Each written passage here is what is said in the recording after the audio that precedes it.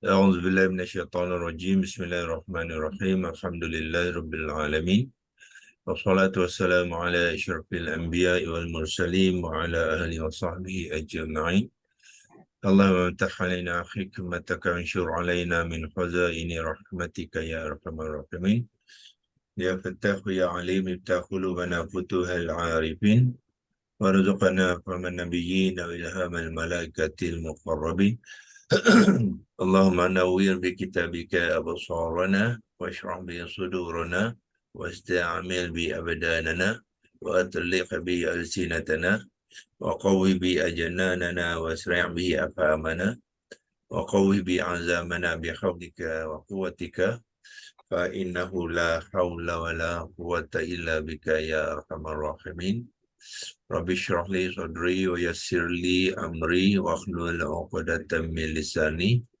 yafqahu qawli amma ba'd. Seperti biasa kita mulakan dengan mengucapkan kesyukuran kepada Allah SWT yang sekali lagi mengaturkan dan mengizinkan kita untuk bersama di pagi Isnin, ya, minggu terakhir bulan 11, ya, bermakna tinggal 1 bulan lagi untuk tahun 2023, ya, 2023. Jadi kita akan memasuki tahun baru 2024, ya.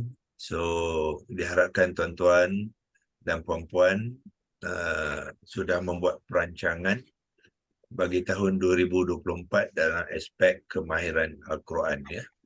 Sebab dulu biasanya kita bila nak tahun baru kita banyak buat azam, macam-macam azam, ya.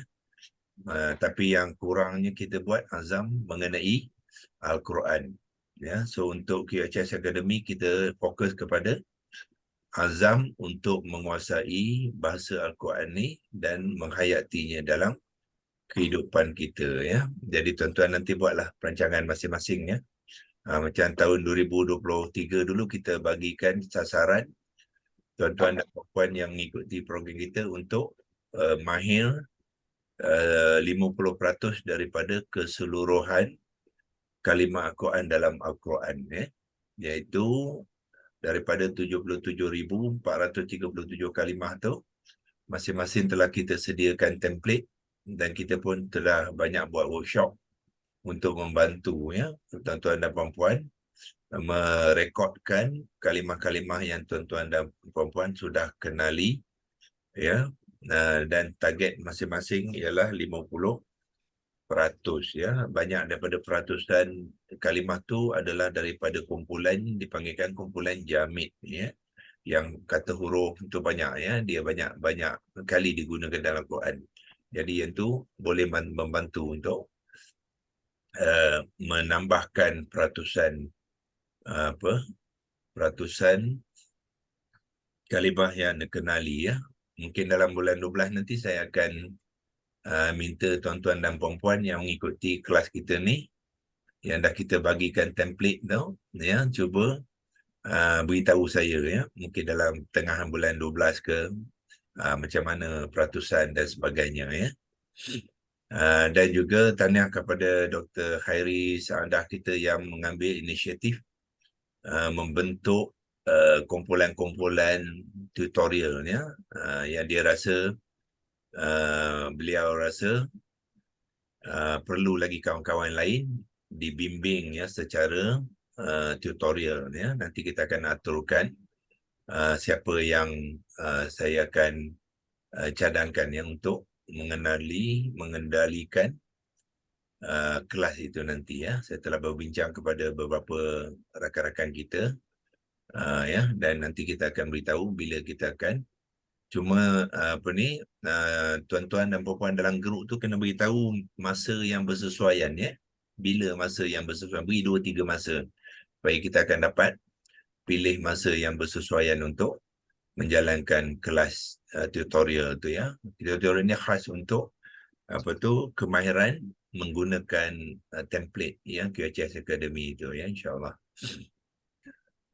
So hari ini kita akan berkongsikan ayat baru, ya. Kita telah mengakhiri perkongsian kita ayat ke-14 surah Al-Baqarah dengan kalimah terakhir ialah mustahzi'un. Ya, mustahzi'un tu kita telah mengenalnya dengan adanya huruf sim dengan ta di dalam kalimah tu. Itu sudah memberi clue pada kita yang dia adalah kalimah yang dibentuk daripada wazan ke-10. Ya. Bermula dengan mim baris depan tu, dia mengambil bentuk isim fa'il wazan ke-10. Ya, isim fa'il wazan ke-10. Ya, isim fa'il maknanya seseorang yang melakukan sesuatu perbuatan, itu dinamakan isim fa'il. Dalam konteks ni di sini ialah mereka lah. So mereka tu telah melakukan sesuatu, iaitu mereka mempermain-mainkan orang-orang Islam yang mereka temui, ya, di dalam ayat tu. Jadi saya kongsikan skrin seperti biasa.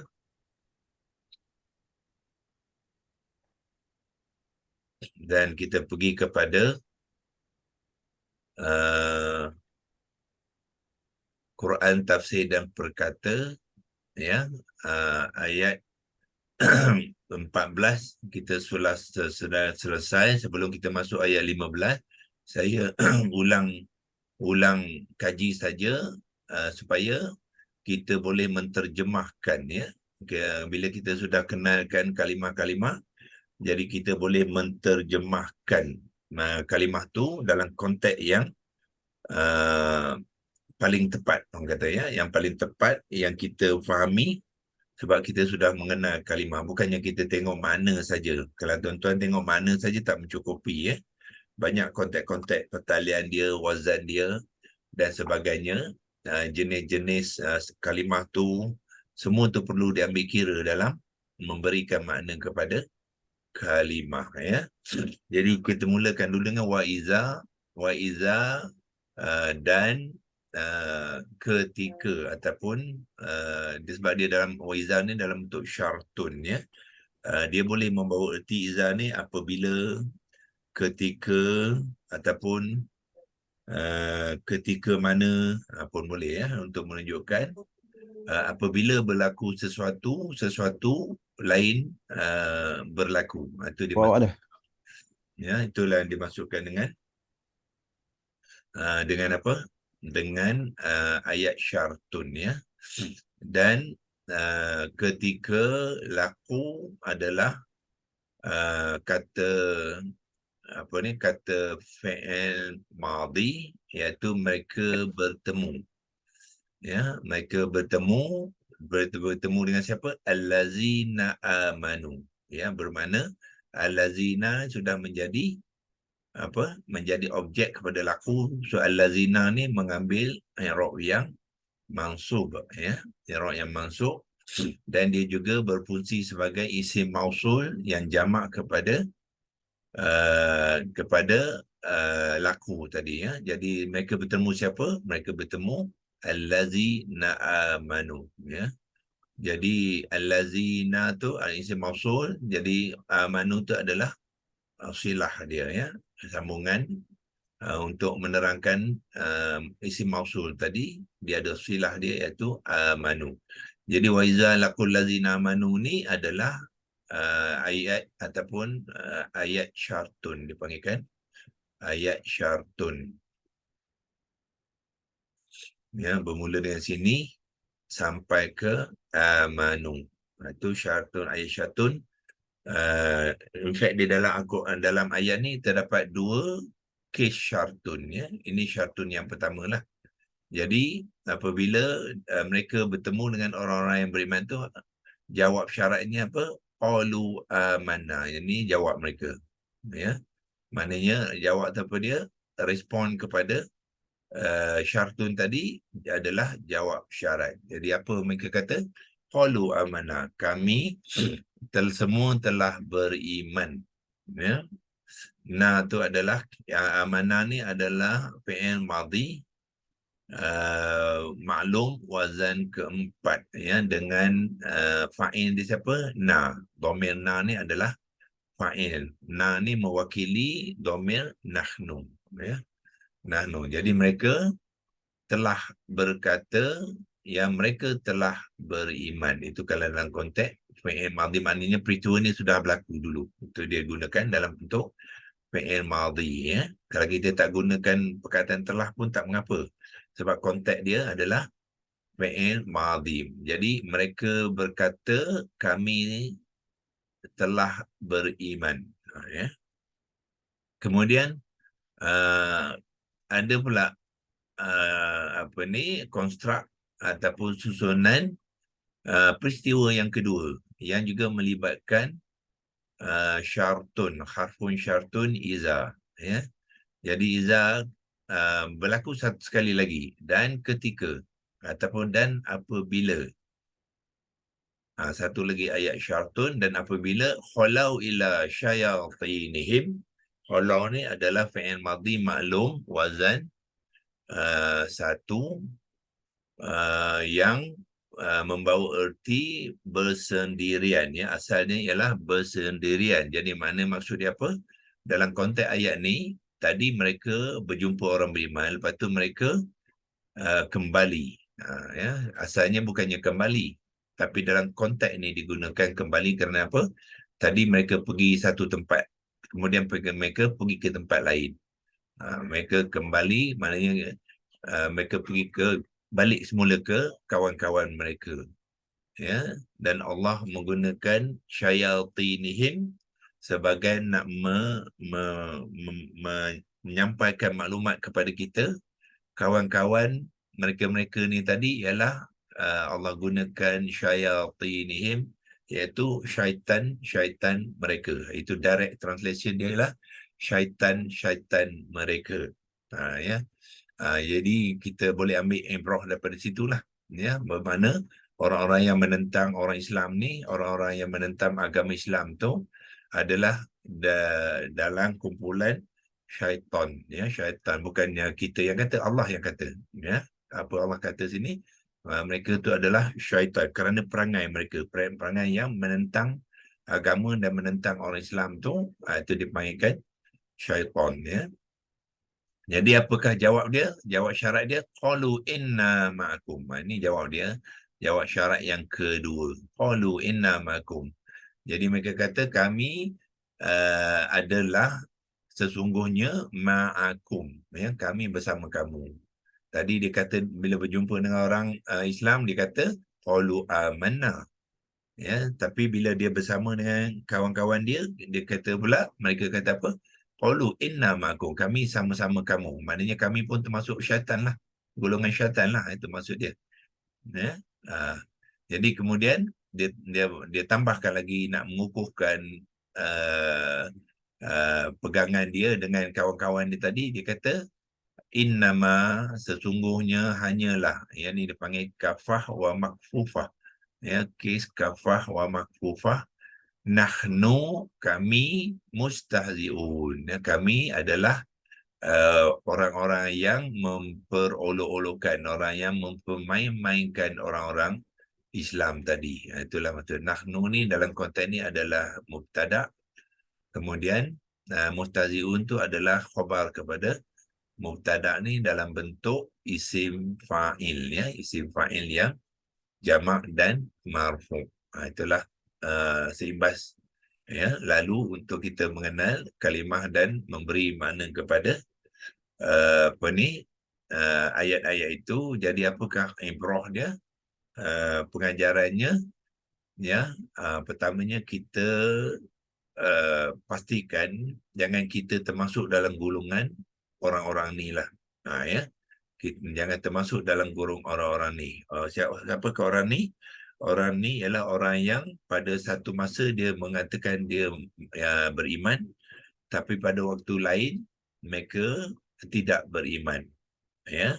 Atau mereka ni sebenarnya bukannya ikhlas beriman, ya. Mereka beriman, mereka mengucap syahadah, ya. Ini pada orang munafik ni, dia mengucap, tetapi sebenarnya iman mereka hanya di bibir sahaja. Hati dan minda mereka tidak beriman. Malah akhlak mereka pun akan ikut hati dan minda yang tidak beriman. Ya, itulah yang berlaku di pada ketika zaman Nabi kita dulu, tetapi mereka-mereka ni masih lagi ada, masih lagi ada sampai ke hari kiamat. Mereka-mereka yang begini rupa ni tetap ada. So kita dalam kehidupan kita, kita kena pastikan pertama diri kita jaga, yang keduanya kita juga kena berhati-hati kalau kita bersama dengan mereka ni, sebab mereka ni dalam ayat lain di dalam Al-Quran, kebanyakan mereka ni pandai bercakap, pandai berbicara, pandai macam-macam, dia pandai lah, membuatkan orang Islam ni takjub, maknanya terpesona dengan mereka ni. Walaupun kita tahu dia tu bukannya orang Islam, menentang orang Islam, tapi kita tertarik hati dengan perbuatan mereka di dunia ni, sampai kita pun terpengaruh dengan macam-macam agenda yang mereka adakan untuk kita, sampai kita terlupa yang mereka tu adalah musuh kita, aduwwum mubin. Mereka tu Allah kata syaitan, tapi kita buat kawan juga dengan dia orang, kan, kawan, sehingga kan banyak program kita buat bersama. Bukannya dia ikut program kita ikut program dia. Banyak kes kita mengikut program tanpa kita sedari, dia punya implikasi, sebab dia orangnya leceh, dia pandai. Macam-macam dia aturkan supaya kita tertarik hati, dan kita pun tertarik hati. Akhirnya kita terjebak dengan agenda mereka, sebab mereka ni sebenarnya kalau boleh nakkan kita ni keluar pada Islam ni, jangan tak nak ikut Islam ni. Dia melalui agenda-agenda dia, kadang-kadang kita pelan-pelan meninggalkan. Pertamanya kita tinggalkan Quran, banyak antara kita tidak memahami. Itu adalah langkah pertama lah, dia nak pisahkan kita dengan Quran tu. Jadi ramai di antara kita terpisah. Kita baca saja Al-Quran tapi tak faham. Itulah lebih kurang imbasan kita untuk 14, dan kita sekarang masuk ke ayat ke-16. Hari ini kita mulakan dengan Allahu yastahzi'u bihim wa yamudduhum fi tughyanihim ya'mahun. Ayat ini bermula dengan Allah. Bermulakan Allah. Allah adalah lafzul jalalah, kita panggil, Allah adalah kalimah lafzul jalalah yang khusus untuk Allah. Ada dua pendapat mengenai penerangan kepada pembentukan kalimah Allah ni. Ada yang mengatakan dia adalah dibangunkan daripada 3 huruf akar alif lam ha, Alif lam ha. Kalau tuan-tuan tengok di sini, kalau kita tekan di sini, tafsir Pro ni pun akan memberi 3 huruf akar tu, alif lam ha, alif lam ha. Kemudian pada alif lam ha tu menjadi ilahun.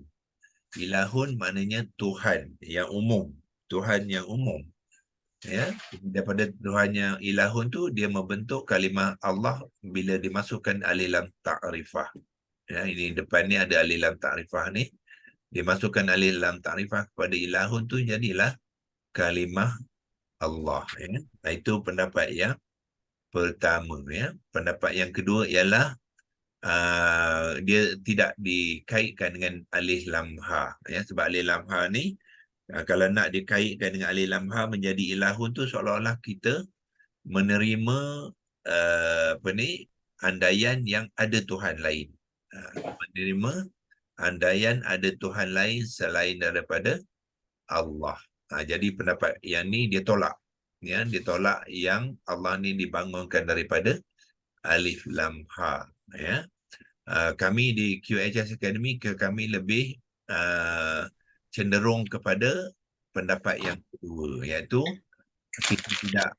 kita tidak bahaskan yang, ataupun kita tidak mengatakan yang Allah ni dibangunkan daripada alif lam ha, untuk mengelakkan kekeliruan, dan juga untuk mengelakkan di hati dan minda kita mengatakan ada Tuhan-Tuhan lain, ilahun, ada Tuhan. Bila dimasuk alam baru jadi Allah, seolah-olah kita ada Tuhan lain asing. Jadi sebab itu kita lebih ya, lebih cenderung kepada uh, pegangan yang kedua tu. Di mananya bila kita menerangkan Allah tu, kita akan terus terangkan dia sebagai lafzul jalalah, ya. So satu sebutan untuk Allah yang maha tinggi, yang maha agung. Kita beri nama, dia mempunyai nama Allah. Itu ya, kita ambil pegangan itulah, ya. So alif lam ha dan sebagainya tu kita tolak ke tepi lah. Kalau kita bahas pun itu lebih pada akademik saja, ya, lebih pada akademik. Tapi dari segi pegangan dan i'tiqad kita, kita mengambil Allah ni sebagai lafzul jalalah yang marfu', ya. Tuan tengok di sini, dia memulakan ayat baru, jadi fokus dia kepada Allah. Jadi Allah ni berkedudukan mubtada, ya, mubtada. Dulu kita tengok nahnu ni mubtada, dia di hujung, ya. Tetapi walaupun di hujung ayat, tapi dia adalah permulaan ayat baru. So ya, itulah mubtada. Maknanya mubtada ni tidak semestinya di awal kalimah, di awal ayat. Dia boleh juga berlaku di tengah kali ayat ataupun di hujung ayat, asalkan dia memulakan cerita baru, ya, perenggan baru di dalam ayat. So di dalam ini Allah memulakan Allah tu sebagai mubtada, ya, mubtada yang marfu. Maknanya ayat ni ayat apa? Ayat ismiah lah. Ya, dimulakan dengan cerita satu kata nama iaitu isim Allah, ya. Untuk memulakan ayat, so dia adalah mubtada yang marfu, dan semua mubtada semestinya lah marfu, ya, kerana status dia yang berdikari, yang tidak dipengaruhi oleh orang-orang lain. Dalam konteks ni Allah tidak dipengaruhi oleh siapa-siapa. Allah lah yang mempengaruhi cerita di dalam ayat itu. Sebab itulah dia mengambil i'rab yang marfu', ya. Nah itu supaya kita faham apa yang kita masukkan i'rab. I'rab ni ada marfu', ada mansub, ada majrur. So setiap pada i'rab tu kita kena faham apakah sebenarnya status dia, ya. So inilah subjek matter dia. Inilah cerita utamanya di dalam ayat tu. Allah tu. Jadi dia mengambil peranan sebagai mubtada, ya. So biasanya apabila ada mubtada, adalah khabar dia. Ayat ismiah, ya, ayat nominatif, dia ada khabar dan apa tadi? Mubtada dan khabar. Dan khabar dia juga akan mengambil status yang marfu', ya, sekiranya dia di dalam bentuk kata nama. Biasanya khabar akan mengambil bentuk kata nama, ya. Tetapi khabar juga boleh mengambil bentuk selain daripada kata nama, ya. Dia juga boleh mengambil bentuk ayat, ya. Dia juga boleh mengambil bentuk seolah-olah ayat. Ya, seperti ayat, dia bukan ayat yang komplit, yang penuh, tapi sebagai ayat, hampir menjadi satu ayat yang penuh. Itu dipanggilkan hampir, ayat yang hampir, ataupun dalam bahasa Arab dia syibhul jumlah. Jumlah tu maknanya ayat, ya. So okey, kita jadi sekarang ni yastahzi'u ni, tuan-tuan dan puan-puan, adalah satu ayat, ya. Dia sebenarnya fi'il mudhari', ya, fi'il mudhari' yang maklum. So fi'il mudhari' yang maklum adalah satu ayat yang lengkap. Kenapa kita katakan dia satu ayat? Kerana dia ada pelaku dia, dia ada masa dia, dia ada perbuatan dia. Itu sudah menjadi satu ayat yang lengkap, jumlah. Jadi jumlah yang ni adalah jumlah yang marfu'. Jumlah khabar yang marfu' kita panggil, untuk menerangkan apa Allah, kaitan dengan Allah tadi, ya. So ini mubtada dia, ini khabar dia, ya. So untuk mengenalinya kita tekan di sinilah, ya. Kita lihat apakah yang maklumat yang kita boleh dapat daripada yastahzi'u, ya. So kita pergi ke uh, maklumat ya, iaitu dia lah, ya. Yastahzi'u, ya. Dia kalimah yang kedua, apalagi yang kita dapat maklumat, dia adalah kata kerja. Tapi dia tak beritahu kata kerja yang mana satu. So kita kena bantu dia lah. Ya. Kena bantu dia untuk lebih kemas. Jadi kata kerja ni kita tambah sikit lah. Kata kerja ni banyak, ya. Jadi adalah kata kerja fi'lun, sambung ayat tu, ya. Fi'lun mudhari'. Mudhari'.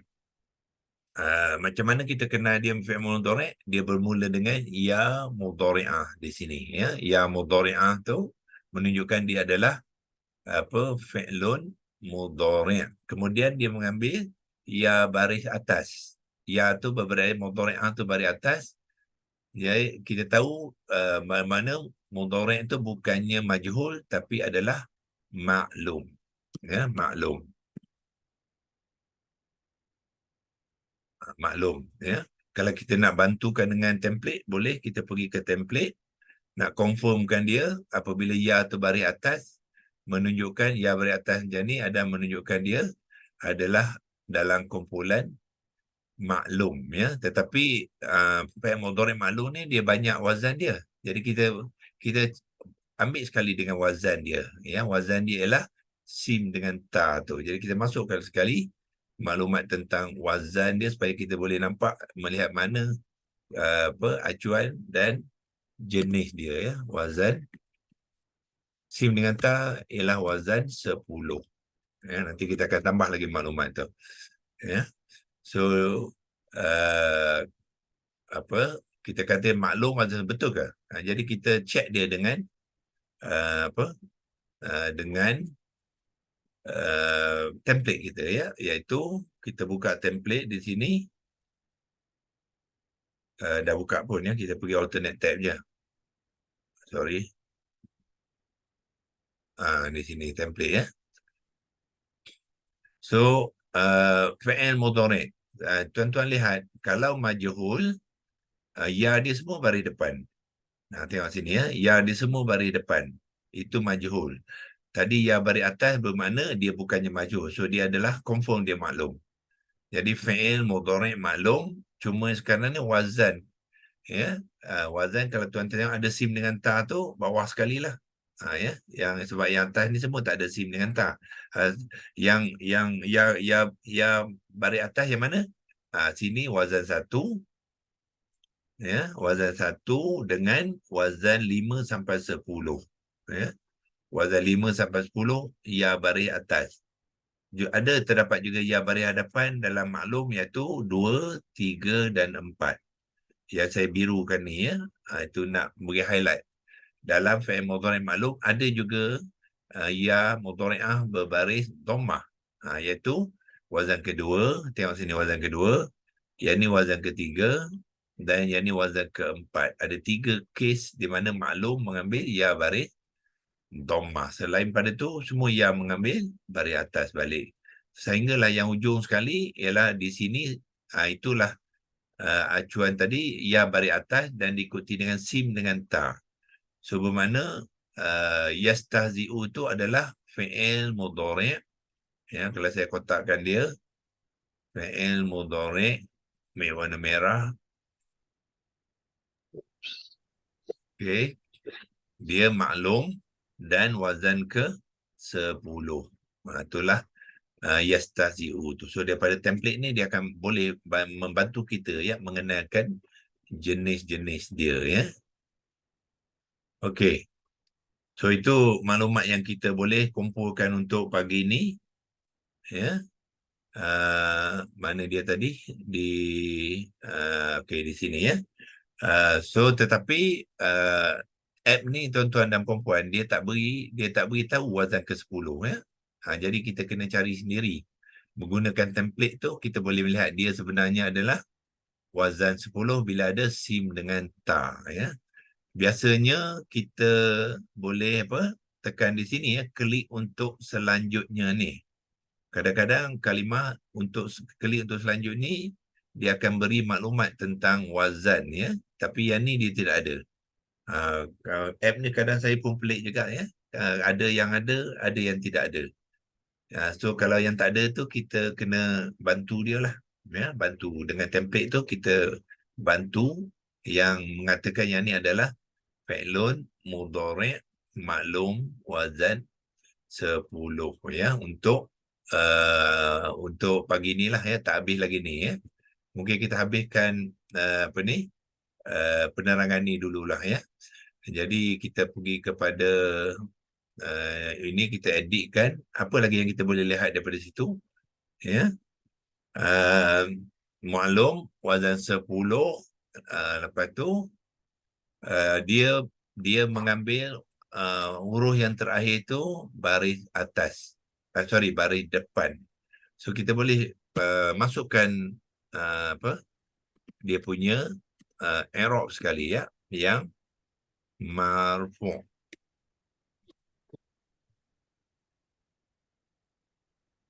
Yang marfu'. Okey. Ini komponen kata kerja dia ya, komponen kata kerja dia. Dalam kata kerja dia juga ada komponen pelaku ya, pelaku fa'ilnya. Jadi mana fa'il dia ialah ya, dan di belakangnya tidak ada imbuhan, dia kosong ya, tak ada waw nun, tak ada waw alif ziyadah, tak ada apa-apa di belakang tu, menunjukkan ya ni pelaku dia yang dalam bentuk mufrad ya. So kita masukkan komponen pelaku tu dalam penerangan dia dengan fa'ilnya.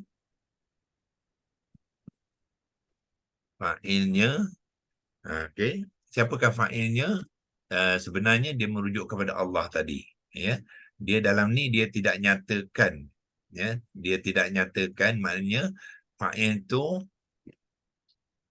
fa'il okey, fa'ilnya muzakkar kalau ya sahaja maknanya muzakkar, kalau ta dia muannas. Tu membezakannya ya. Sekarang ni ya bermakna dia yang singular, ya adalah muzakkar. Kalau singular, ta dia adalah muannas. Ya, so ini muzakkar. Kemudian bilangan dia tidak ada imbuhan jamak di belakang tu, bermakna dia mufrad. Mufrad. Bilangan jantina dan kumpulan dia ni, apakah kumpulan dia? Ya, kumpulan kita panggilkan ghaibun, orang ketiga. Orang ketiga yang kita bracketkan, tulisan rumikan dia ghaibun. Maknanya apa tadi, dia itu adalah dia lah, yang seorang tadi ialah dia, bukannya dia berdua ataupun bukannya dia bertiga dan ramai. Sebab dia mufrad ghaibun. Taruh okey. Dan setiap fa'il dia ada i'rab dia. So masukkan i'rab dia sekali yang juga marfu'. Jadi bermakna i'rab kepada kata kerja yang marfu' dan i'rab kepada fa'ilnya juga marfu'. Okey. Itu sebagai pengenalan permulaannya kepada kalimah yastahzi'u ya. Sebelum kita tengok maklumat daripada corpus.com, apakah ceritanya sebelah sana, dan kita akan ya sempurnakan pengenalannya kepada kalimah yastahzi'u ini nanti ya, insyaAllah. Sekarang kita sudah sampai ke hujung sesi, cukup untuk hari ini. Apa kita buat? Kita simpan dia ya, kita simpan Doktor, dia. nak tanya doktor. Ya. Saya yang ghaibun yang marfu' tu dekat mana ditunjukkan marfu' tu doktor? Okey, itu senang. Semua fa'il mesti marfu'. Oh, okey. Okey, semua fa'il kepada perbuatan, sama ada madhi, mudhari' ataupun amal ataupun nahi ke, mesti marfu'. Ya, fa'il dia. Fa'il dia ya. Itu senang je Terima kasih. formula dia ya. Kalau fa'il pelaku saja, orang yang melakukan tu mesti marfu'. Itu je. Okey. Terima kasih Doktor. Okey, sama. Doktor, Ya. jadi kalau fa'ilnya boleh kita katakan dhamir mustatir. Betul. Ya, kalau kita nak tu, okey, kita boleh masukkan seterusnya dengan kedudukan dia ataupun keadaan dia yang tidak menyatakan fa'il tadi ya. So fa'il muzakkar mufrad ketiga marfu' tu, so kita marfu' ni biasanya kita letakkan di hujung ya, dan kita letakkan mustatir itu sebelumnya. Mustatir ya. Mustatir itu apa makna dia? Tersembunyi. Tersembunyi itu maknanya dia ada fa'il tapi tak nampak. Itu dia maksud mustatir. Siapa fa'il dia? Allah. Ya. So Allah tidak diceritakan di dalam kata kerjanya. Kalau Allah tu nak dimasukkan sebagai fa'il, dia masuk kat mana? Selepas Selepas yastahzi'u ni. Jadi yastahzi'ullahu bihim. Itu maknanya dia bukan mustatir. Ya. Okay, dia bila ada Allah yang fa'il yang munfasil, yang berasingan ataupun yang muttasil, dia tidak lagi mustatir ya. Jadi dah jelas dia tak ada mustatir lah. So dalam konteks ni Allah tu tidak dinyatakan. Itu sebabkan dia panggil dia mustatir. Prof, tapi kan Ya. Allah tu ada kat depan tu. Allah di depan tu dia berperanan sebagai mubtada. Maksudnya kalau duduk kat depan tak boleh kita anggap dia sebagai fa'il lah. Tak boleh. Dia mubtada, dia peranan dia lain ya.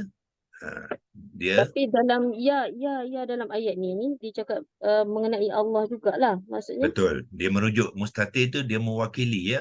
Mudhari'ah ni dia mewakili. Jadi siapa yang diwakili tu ialah Allah. Cuma Allah tu tidak dinyatakan dalam komponen fi'il mudhari'. Allah tu dinyatakan dalam subjek sebagai mubtada. kalau dah letak Allah tu sebagai subjek, dia tak mungkin boleh letak selepas perkataan verb tu ya. Tak perlu lagi ya. Tak perlu. Tak perlu lagi kan. Tak perlu. Boleh tapi dia tak perlu. Dia redundant dah. Sebab tu dia menggunakan mustatir ya. Bukannya fa'il munfasil. Maksudnya ni ayat isimiah. Ismiah. Kalau ayat verb tu apa? Fi'liyah tu dia boleh lagi lah nak taruh Allah kat belakang tu kan. Ya. Kalau dia nak So, tak ada Allah kat depan ayat tu. fi'liyah dia mula dengan yastahzi'ullahu bihim. Allah dia. Oh, I see. Okay. Terima kasih Prof. Okey, sadaqallahul azim. Kita simpan yang ni untuk perkongsian kita besok, kita sambung dan kita akan lihat dalam maklumat-maklumat lain yang ada 3 huruf akar ni, dan kita akan juga lawat corpus.com tu untuk mendapatkan maklumat yang lengkap ya untuk menyerangkan kalimah yastahzi'u ni insya-Allah ya. A'udzubillahi minasyaitonirrajim. Bismillahirrahmanirrahim. Alhamdulillahirabbil alamin. Wassalatu wassalamu ala asyrafil anbiya'i wal mursalin wa ala alihi washabbihi ajma'in. Nak panggil bagi. Allahumma arhamna bil Qur'an waj'alhu lana imama wa nuran wa hudan wa rahmah. Allahumma dzakkirna minhu ma nusina wa 'allimna minhu ma jahilna warzuqna tilawatahu ana al-laili wa tarafan nahar waj'alhu lana hujjatan ya rabbal alamin. Wa sallallahu ala sayyidina Muhammad wa ala alihi wa sahbihi wa baraka wa sallam. Walhamdulillahirabbil alamin. Taqabbalallahu minkum minna wa minkum taqabbal ya